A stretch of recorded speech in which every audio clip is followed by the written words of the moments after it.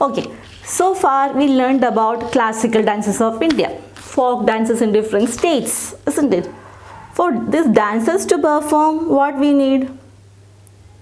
Something should be played, isn't it? We need music also, isn't it? So now we are going to learn about classical music. Classical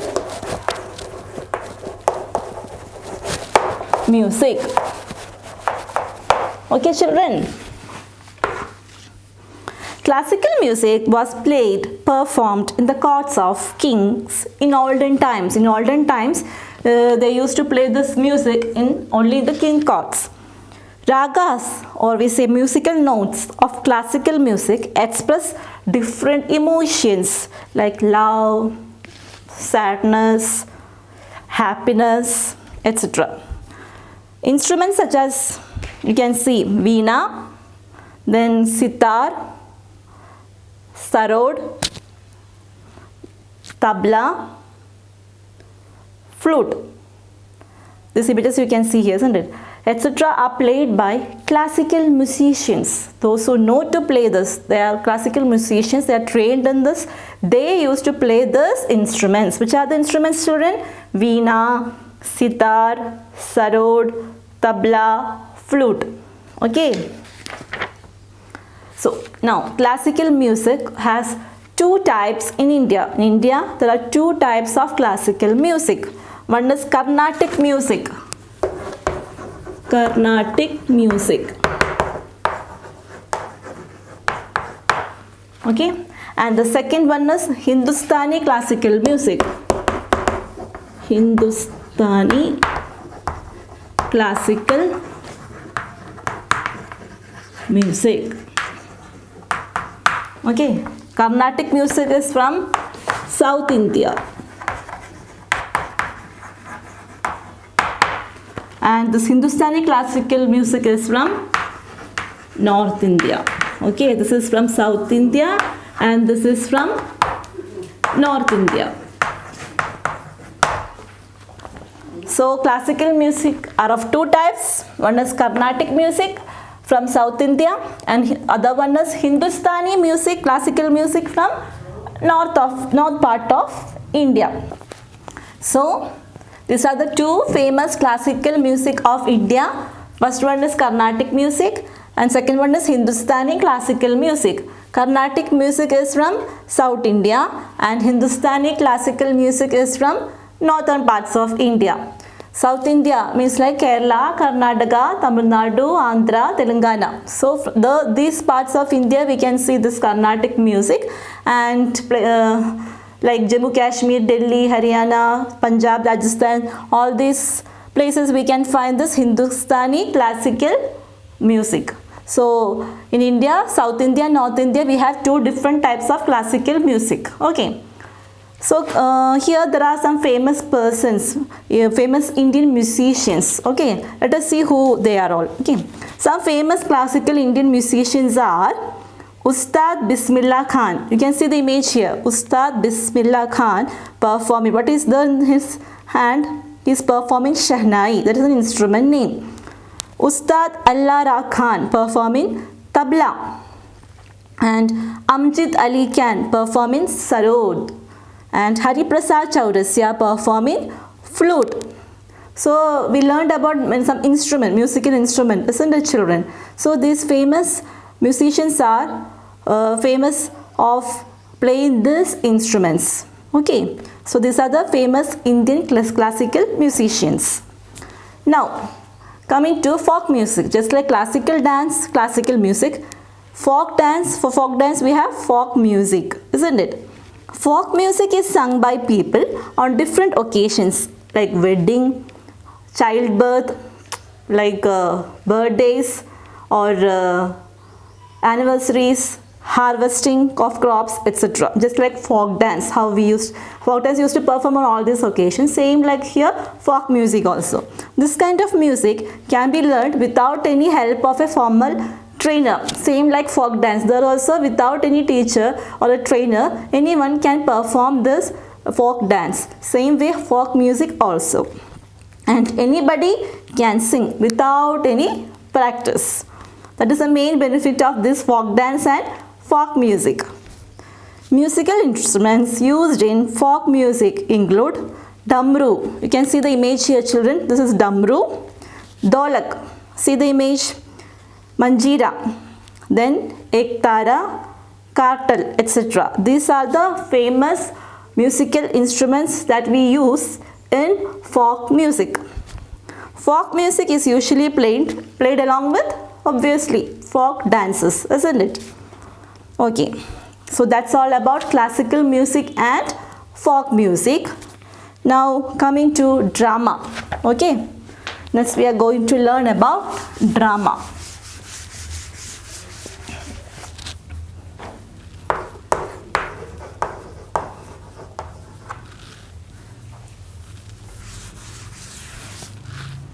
So coming to drama. Drama is a great performing art where different actors come on a stage and enact different roles. Have you seen drama on a stage? Different people with different characters or different roles, they come on a stage and they perform. Okay. Drama can be performed in theatre, a small theatre, okay, on streets also, or on in a village gathering. In films and all you have seen this kind of dramas, isn't it? Yeah. Lights and costumes are very important when drama is performed in a theatre. Light is a very important factor. Even the costumes, the way they dress. According to the character, they will dress. They dress up. Okay. So these two are very important when they perform drama. Drama in India is known by many names such as Nautanki in North India. In North India, this drama is so famous. Nautanki we say. Nautanki in North India. This drama is so famous in North India. Tamasha. Tamasha is another famous drama in Maharashtra. Okay. Jatra. Another famous drama, okay, in Bengal. Then Tarakuttu is a famous drama in Tamil Nadu. Swang is another famous drama in Rajasthan, Haryana and Madhya Pradesh. So these are the famous dramas in different states, children. Okay. So drama is a great it is also a performing art because it is performing in a stage or in a theatre where people are watching. So the lights, the costumes are very important, and there are different kinds of famous dramas are there in different states. So these are the names of different dramas which are so famous in different states. Okay. Now coming to art and craft. What is art and craft, children? Art and craft. Some of the schools have art and craft as a period. One period, 40 minutes.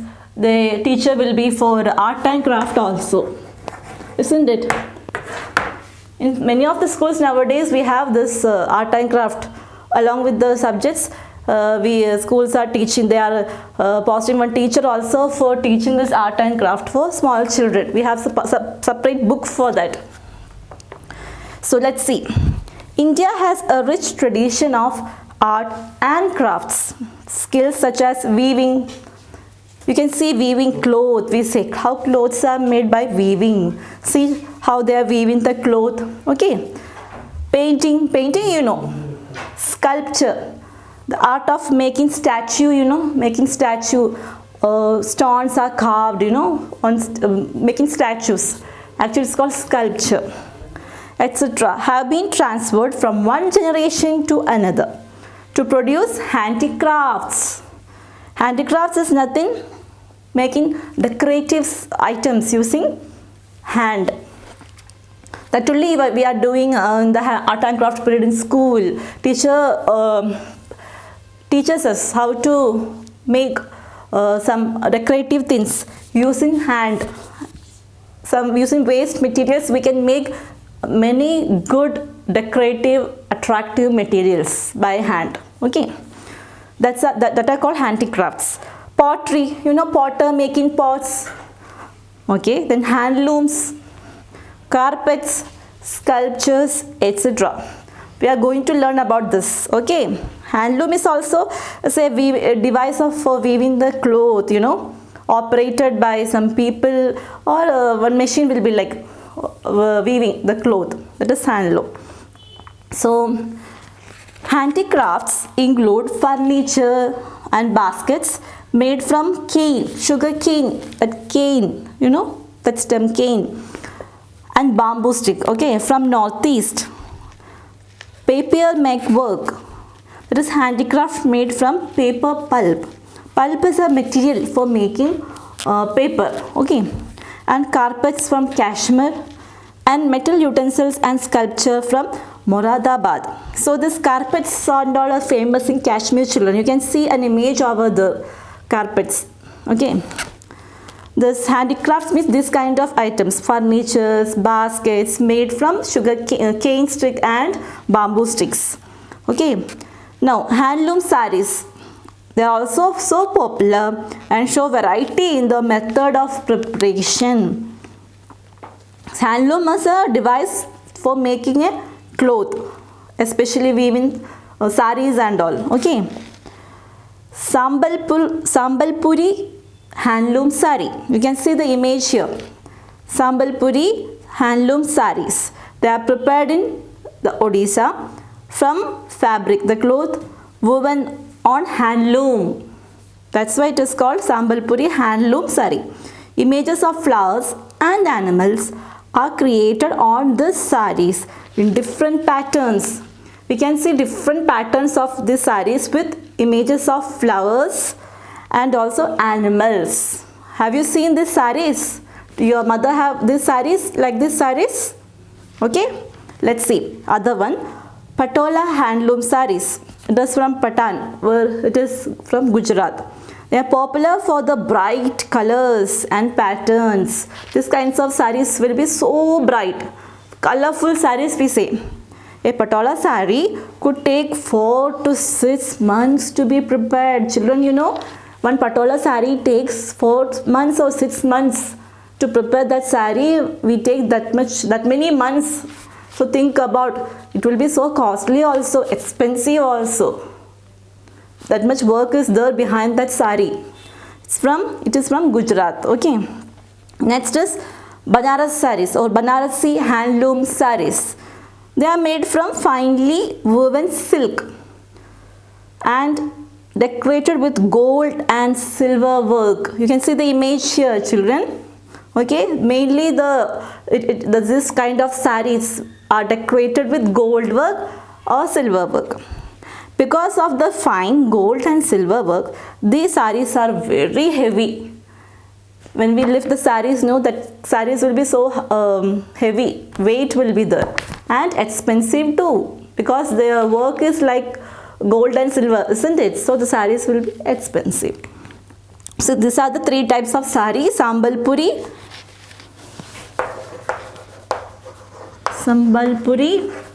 handloom sari 1. This is a famous sari prepared in Odisha. The other one is Patola. This is a famous sari in Gujarat. The other one is Banarasi.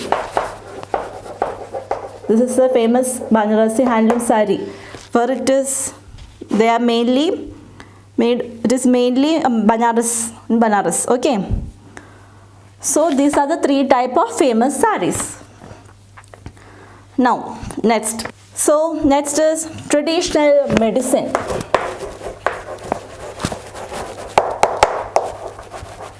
Traditional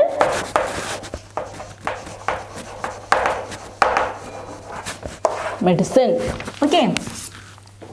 For thousands of years, plants like neem, haldi and tulsi. Neem, haldi, tulsi. They have been used in India for the medicinal value. Means they have been used in India as medicines. Okay. Neem is used for skin to tooth and other diseases. For other diseases, or mainly the disease for skin, tooth and all, we use neem. It has many medicinal values, children, so much good for our health. Then haldi has medicinal value for quick healing of injuries and pain. Suppose we fell somewhere and our hands or legs got hurt, so that wound will be like, blood came out. So for those kinds of things we can use haldi. Is a good medicine for that. Easily it will get quick healing. Okay. For pains also, haldi is very good. Even haldi or turmeric, they prevent even heart disease also. Even it reduces the risk of cancers. Okay, that much medicinal value is for this haldi. Okay, tulsi is used for cough. When we have cough and all, we can have tulsi.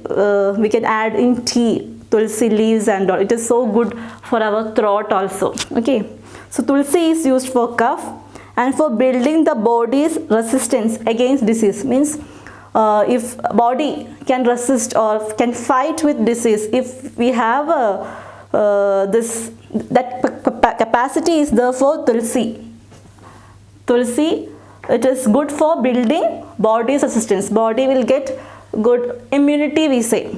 Immunity power to fight with diseases. That is the main feature of this tulsi plant. Okay, so this neem, haldi, tulsi, all of them have much medicinal value. Ayurveda is the Indian system of cure in which prevention of diseases is considered more important than treatment. You have listened about, already have heard about Ayurveda, Ayurvedic treatment, Ayurvedic medicines, isn't it? Means there they consider the prevention of diseases. Before the disease will come, we should prevent our body. Precaution is better than cure, we say. Prevention is better than cure, we say, isn't it? After a disease come and treating, it's better we should treat before it, isn't it? Before means that disease won't come to us. We should take some precautions for that, we say. So Ayurveda mainly focus for that. Okay, it is considered more important, means that prevention they consider it more important than treatment. So Charaka was a physician who lived about 2300 years ago. Who? Charaka. He was a physician who lived long years ago, 2300 years ago. His compilation Charaka Samhita, we say. Charaka Samhita. Charaka Samhita is a book written by this famous physician. This consists of songs, or we say pieces of writing gathered together, and he wrote in this thing, that is Charaka Samhita. Okay, this explains about his knowledge about the human body. Charaka is known as the father of medicine. So who is Charaka? He is known as the father of medicine. Charaka is known as the father of medicine. Okay, India also made valuable achievements in the field of surgery. In field of operating our body parts. So India has made valuable achievements, we say.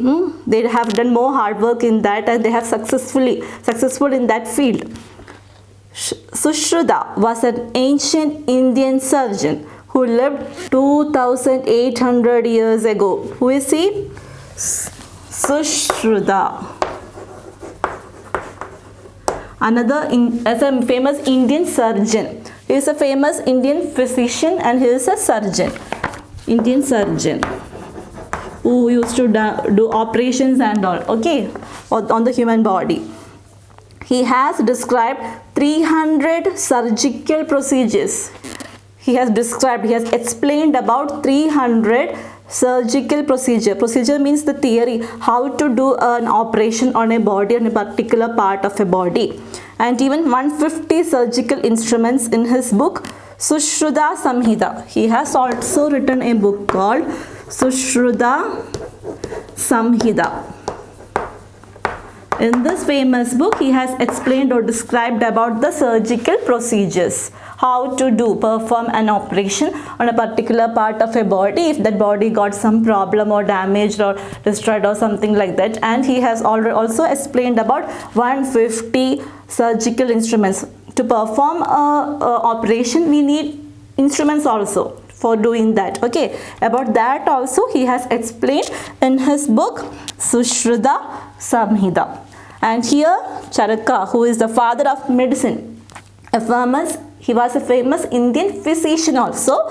In his book Charaka Samhita, he has given information about the human body. Okay. India has also given the knowledge of yoga to the world. You have heard about yoga. Some schools also have this yoga classes nowadays. Okay, children, it's very good for our health and mind. Mainly for mind training, we used to do yoga. Yoga is a form of physical exercise and meditation that make use of correct breathing techniques. Okay, in yoga they used to do how we used to breathe and all. You know, in TV also you have seen in papers or in films or in some yoga classes we have outside, isn't it? So it has some breathing techniques also. Our mind will be so fresh after doing yoga. It has been practiced in India for thousands of years for physical and mental fitness, for both mind and mind. Mainly for mind training, and it is so much good for our total body, physical and as well as mental fitness. Meditation means focusing on a particular object or particular thought, and we will meditate. A prayer is an example for meditation. For long time sitting in prayer, closing our eyes, focusing on a particular object, that is a kind of meditation we say.